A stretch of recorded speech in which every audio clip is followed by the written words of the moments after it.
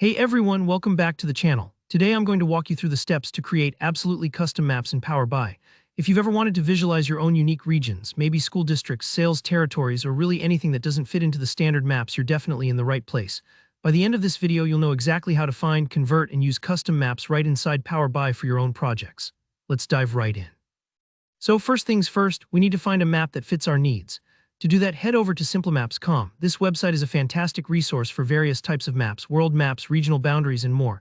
Take a moment to browse and select the map that best matches what you're working on. For example, maybe you want a map of European countries, or perhaps you're tracking neighborhoods in a city. Simple Maps makes it easy to preview and choose.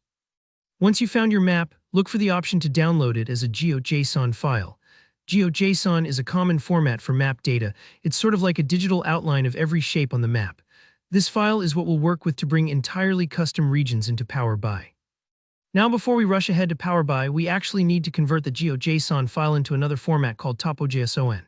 Don't worry, this part's easier than it sounds. All you need to do is visit mapshaper.org. It's a free web-based tool made for exactly this kind of map file conversion. On Mapshaper, click Import, then select the GeoJSON map file you just downloaded. It should appear right on the map view so you can double-check everything looks correct. From here, click Export and choose the topo.json option. Export and save that new file. Topo.json is the format PowerBI prefers for custom shape maps. Alright, now let's hop over to PowerBI. To make sure the custom map feature is available, we need to enable something called Shape Map. In PowerBI Desktop, go to File, then Options and Settings, then click Options. There's a section called Preview Features. Scroll down until you see Shape Map Visual. Make sure that box is checked, then click OK.